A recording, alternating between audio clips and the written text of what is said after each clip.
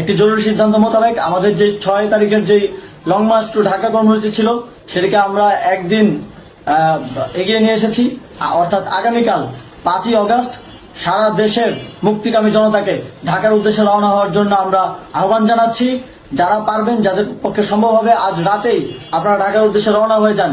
আমরা আগামীকাল সারা দেশের মুক্তিকামী জনতাকে ঢাকায় আসার আহ্বান জানাচ্ছি।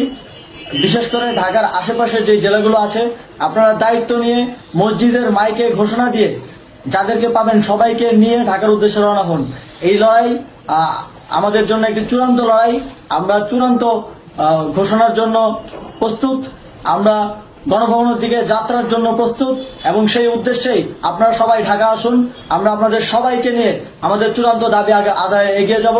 আমি জানি না সমন্বয়করা আজকে রাতে বেঁচে থাকতে পারবে কিনা, কিন্তু আপনাদের উপর আমরা এই দায়িত্ব দিচ্ছি।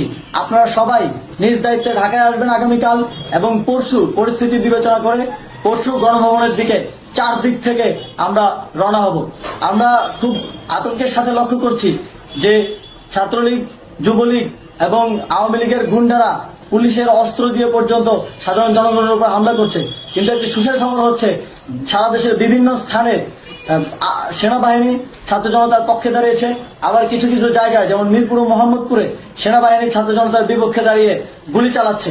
আমরা সেনাবাহিনীর প্রতি আহ্বান জানাতে চাই, আপনারা এদেশের নাগরিক এবং আপনারা এদেশের নিরাপত্তার দায়িত্বে আছেন, এদেশের জনগণের যানবাহনের নিরাপত্তার দায়িত্বে আছেন। আপনারা দেশের পক্ষে এবং দেশের জনগণের জন্য কাজ করবেন। কোন খুনি সরকারের জন্য, কোন খুনি রাজনৈতিক দলের জন্য কাজ করবেন না। এটি এদেশের জনগণ আপনাদের থেকে প্রত্যাশা করে।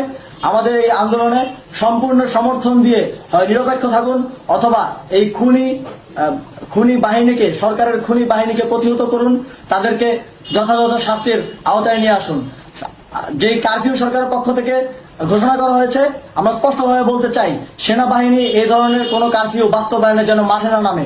যদি মাঠে নামে তাহলে সেনাবাহিনী স্পষ্টভাবে অফিসিয়ালি জনতার বিরুদ্ধে দাঁড়াবে। আমরা চাই না সরকারের এই ষড়যন্ত্র সেনাবাহিনী পা দিক। সেনাবাহিনীকে জনতার বিরুদ্ধে দাঁড়ানোর যে ষড়যন্ত্র সরকার রচনা করছে সেটিতে সেনাবাহিনী পা দিবে না, এই বিশ্বাস আমরা রাখতে চাই।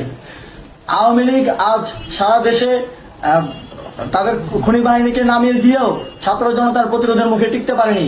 রাজপথের পরাজিত শক্তি হিসেবে তারা সেনাবাহিনী সহ অন্যান্য বাহিনীকে আমাদের বিরুদ্ধে কাজে লাগানোর চেষ্টা করছে।